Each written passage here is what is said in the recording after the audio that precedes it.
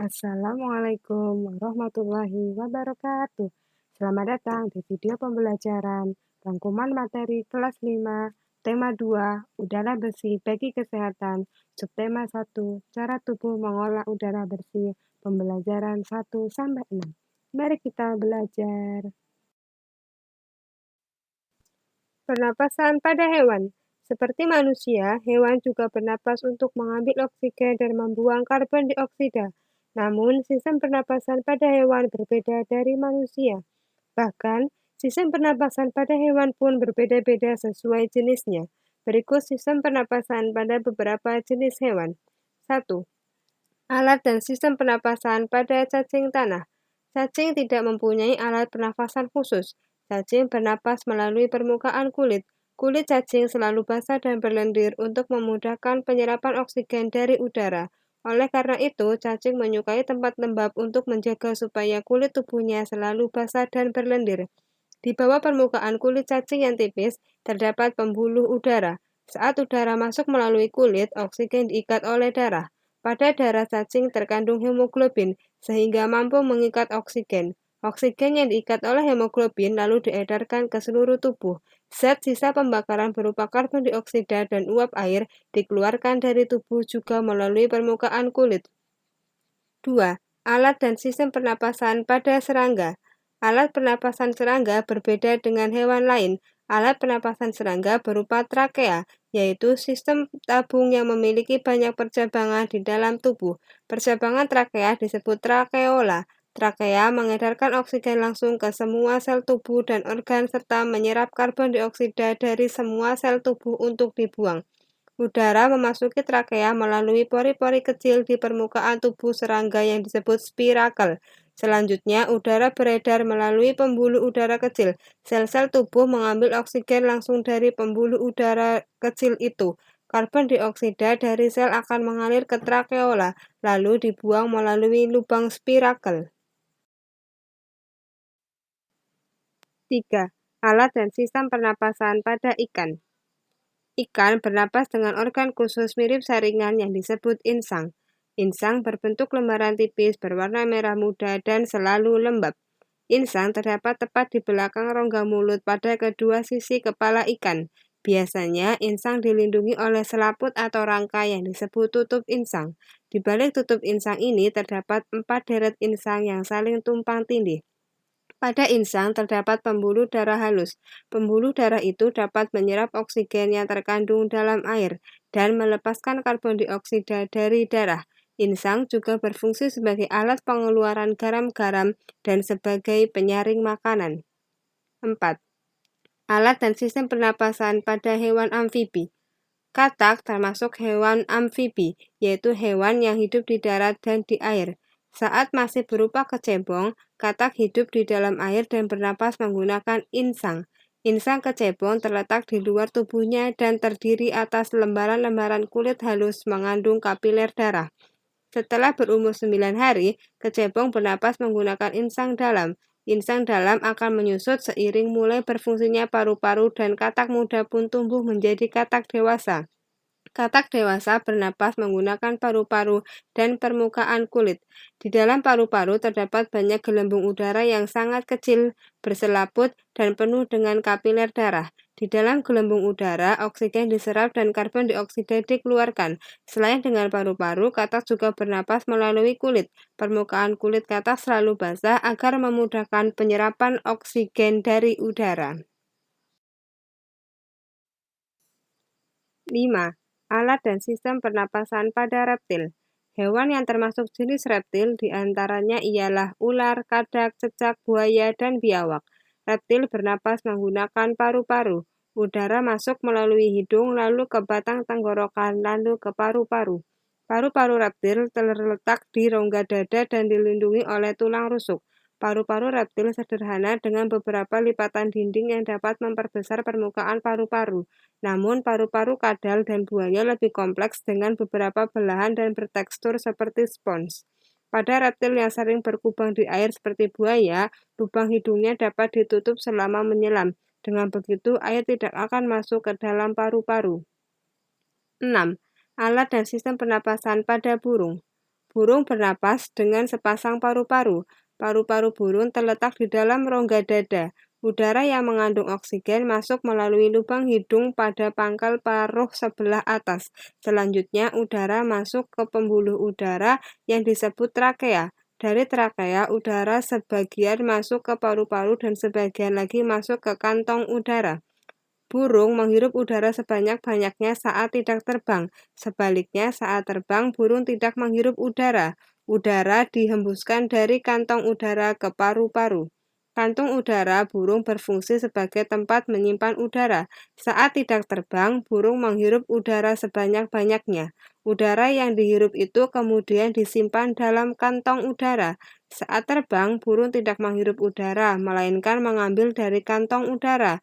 Kantong udara juga membantu burung saat terbang, membantu mencegah hilangnya panas tubuh yang terlalu besar dan memperkeras suara. 7. Alat dan sistem pernapasan pada mamalia. Mamalia adalah jenis hewan yang menyusui anaknya. Ada dua jenis mamalia, yaitu mamalia darat dan mamalia air. Mamalia darat misalnya kambing, sapi, kerbau, dan kuda. Mamalia air misalnya paus, duyung, dan lumba-lumba. Alat pernapasan mamalia darat terdiri atas hidung, pangkal tenggorok, batang tenggorok, dan paru-paru. Pada mamalia air, hidungnya dilengkapi dengan katup. Saat mamalia tersebut menyelam, katup akan menutup. Sebaliknya, saat mamalia tersebut muncul ke permukaan air, katup terbuka. Saat itulah mamalia air tersebut akan menghirup oksigen serta mengeluarkan karbon dioksida dan uap air. Sistem pernapasan pada manusia. Organ pernapasan manusia terdiri atas 1. Hidung. Udara masuk melalui lubang hidung ke dalam rongga hidung. Di dalam rongga hidung terdapat rambut-rambut pendek dan tebal untuk menyaring dan menangkap kotoran yang masuk bersama udara. 2. Faring. Faring merupakan persimpangan antara saluran pernapasan pada bagian depan dan saluran pencernaan pada bagian belakang. 3. Laring. Laring atau tekak terdapat di bagian belakang faring. Laring terdiri atas 9 susunan tulang rawan berbentuk kotak. 4. Trakea atau batang tenggorokan. Pada trakea terdapat jaringan yang disebut silia yang akan bergerak dan mendorong keluar debu-debu dan bakteri yang masuk. 5. Bronkus. Bronkus merupakan perjabangan dari trakea serta terdiri atas bronkus kiri dan bronkus kanan. 6. Bronkiolus. Bronkiolus merupakan percabangan dari bronkus. 7. Alveolus. Alveolus terdapat di dalam paru-paru, merupakan tempat terjadinya pertukaran oksigen dan karbon dioksida.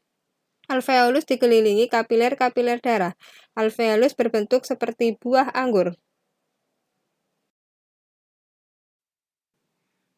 Bernapas membutuhkan kekuatan otot. Bernapas adalah kegiatan menghirup oksigen ke dalam tubuh dan membuang karbon dioksida dari dalam tubuh. Kegiatan bernapas membutuhkan kekuatan otot. Otot pernapasan utama adalah diafragma. Diafragma terdapat di dalam tubuh di bagian bawah rongga dada. Diafragma berbentuk seperti kubah. Saat kita menghirup udara, diafragma akan berkontraksi menjadi lebih datar. Saat itu, paru-paru membesar untuk dapat menampung udara yang kita hirup. Saat kita menghirup udara, otot-otot tulang rusuk mengangkat tulang rusuk kita sehingga paru-paru membesar. Sebaliknya, saat membuang napas, otot diafragma akan relaksasi dan otot tulang rusuk mengendur. Paru-paru mengkerut lagi ke ukurannya yang lebih kecil dan mengembuskan udara pengap berisi karbon dioksida. Tangga nada diatonis mayor. Tangga nada merupakan susunan berjenjang. Misalnya, do, re, mi, fa, sol, la, si, do. Dalam seni musik ada jenis tangga nada diatonis. Tangga nada diatonis terdiri atas 8 nada. Tangga nada diatonis dibagi lagi dalam 2 jenis tangga nada, yaitu tangga nada mayor dan tangga nada minor. Ciri-ciri tangga nada diatonis mayor adalah sebagai berikut. A. Bersifat riang gembira. B. Bersemangat. C. Biasanya diawali dan diakhiri nada do, namun tidak menutup kemungkinan diawali dengan nada 5 atau 3 dan diakhiri nada 1. Contoh, Hari Merdeka. Tangga nada diatonis minor. Tangga nada diatonis minor ada bermacam-macam. Salah satunya tangga nada diatonis minor harmonis. Tangga nada diatonis minor harmonis adalah tangga nada diatonis minor dengan nada ketujuh dinaikkan setengah. Ciri-ciri tangga nada diatonis minor sebagai berikut. 1. Lagu bersifat sedih. 2. Lagu kurang bersemangat. 3. Melodi lagu biasanya diawali dan diakhiri nada 6, namun tidak menutup kemungkinan diawali nada 3 dan diakhiri nada 6. Contoh, gugur bunga. Tanggung jawab sebagai warga masyarakat. Pengertian tanggung jawab. Menurut Kamus Umum Bahasa Indonesia, tanggung jawab adalah keadaan wajib menanggung segala sesuatunya. Setiap individu mempunyai tanggung jawab, karena tanggung jawab bersifat kodrati, yaitu menjadi bagian dari kehidupan manusia. Tanggung jawab setiap individu meliputi berbagai jenis, sebagai berikut. 1. Tanggung jawab terhadap diri sendiri. 2. Tanggung jawab terhadap keluarga. 3. Tanggung jawab terhadap masyarakat. 4. Tanggung jawab terhadap bangsa dan negara. 5. Tanggung jawab terhadap Tuhan. Pengertian masyarakat. Menurut Kamus Besar Bahasa Indonesia, masyarakat adalah sejumlah manusia dalam arti seluas-luasnya dan terikat oleh suatu kebudayaan yang mereka anggap sama. Jadi, dalam sebuah masyarakat terdapat aturan-aturan yang harus dipatuhi oleh setiap warga masyarakat. Tanggung jawab sebagai masyarakat. Berdasarkan pengertian tanggung jawab dan masyarakat, dapat disimpulkan makna tanggung jawab sebagai masyarakat adalah tugas dan kewajiban yang harus dilaksanakan seseorang dalam kedudukannya sebagai warga masyarakat. Jenis-jenis tanggung jawab sebagai warga masyarakat. 1. Memelihara ketertiban dan keamanan hidup bermasyarakat. 2. Menjaga dan memelihara rasa persatuan dan kesatuan masyarakat. Prinsip-prinsip dasar menjaga dan memelihara rasa persatuan dan kesatuan masyarakat sebagai berikut. A. Membina keserasian, keselarasan, dan keseimbangan dalam berbagai lingkungan kehidupan. B. Saling mengasihi, membina, dan memberi antar sesama. C. Tidak menonjolkan perbedaan tetapi mencari kesamaan. Perilaku yang mencerminkan sikap menjaga dan memelihara rasa persatuan dan kesatuan antar warga masyarakat. A. Hidup rukun dengan semangat kekeluargaan antar warga masyarakat. B. Setiap warga masyarakat menyelesaikan masalah sosial secara bersama-sama. C. Bergaul dengan sesama warga masyarakat tidak membeda-bedakan suku, agama, ras, ataupun antar golongan. D. Menggunakan bahasa Indonesia secara baik dan benar dalam bergaul antar suku bangsa. E. Mengadakan bakti sosial di lingkungan masyarakat. Manfaat menjaga dan memelihara rasa persatuan dan kesatuan masyarakat adalah sebagai berikut. A. Terwujudnya kehidupan masyarakat yang serasi, selaras, dan seimbang. B. Pergaulan antar sesama warga masyarakat akan lebih rukun dan akrab. C. Terwujudnya sikap saling mencintai dan saling membantu antar warga masyarakat. D. Dapat mengatasi semua perbedaan yang ada dengan penuh kesadaran. E. Pembangunan nasional akan berjalan lebih baik dan lancar. F. Pelaksanaan gotong royong akan dapat berjalan lancar dan baik. 3. Meningkatkan rasa solidaritas sosial sebagai sesama anggota masyarakat. 4. Menghapuskan bentuk-bentuk tindakan diskriminasi dalam kehidupan di masyarakat untuk menghindari perpecahan masyarakat, bangsa, dan negara. Jenis-jenis usaha ekonomi masyarakat. Kegiatan ekonomi adalah semua kegiatan yang dilakukan manusia untuk memenuhi kebutuhan hidupnya. Salah satunya adalah 1. Agraris. Indonesia dikenal sebagai negara agraris. Sebutan ini disebabkan banyak penduduknya bermata pencaharian sebagai petani. Usaha agraris meliputi kegiatan pertanian dan perkebunan. 2. Peternakan. Peternakan adalah kegiatan usaha budidaya hewan yang diambil hasilnya. Jenis peternakan dapat dibedakan menjadi 3, yaitu peternakan hewan kecil, peternakan hewan besar, dan peternakan unggas. 3. Perikanan. Secara umum, usaha perikanan dibedakan menjadi perikanan darat dan perikanan laut. 4. Pertambangan. Barang tambang dapat dibedakan menjadi 3, yaitu barang tambang mineral logam, barang tambang mineral non-logam, dan barang tambang sumber energi. Kehutanan. Dahulu, hutan Indonesia bagaikan hamparan karpet hijau dilihat dari udara. Hutan Indonesia berperan penting sebagai paru-paru dunia. Hutan juga berfungsi sebagai tempat berkembangnya berbagai fauna. Dari lingkungan, hutan menjadi daerah resapan air hujan. Hasil hutan Indonesia antara lain kayu jati, meranti, ulin, damar, dan rotan. Perdagangan. Perdagangan adalah kegiatan membeli barang dagang dan menjualnya kembali kepada konsumen. Perindustrian. Perindustrian adalah kegiatan mengubah bahan mentah menjadi barang setengah jadi atau barang jadi. Usaha industri dapat dikelompokkan industri rumah tangga, home industry, industri sedang, dan industri besar. Jenis usaha di bidang jasa. Jenis usaha pariwisata merupakan usaha di bidang jasa. Bidang jasa berkaitan dengan pemberian layanan kepada konsumen. Contoh usaha jasa selain pariwisata antara lain perbankan, keuangan, asuransi, kesehatan, dan hukum. Usaha-usaha di bidang jasa pariwisata antara lain sebagai berikut. 1. Pengelola jasa penginapan, misalnya hotel, motel, wisma, dan losmen.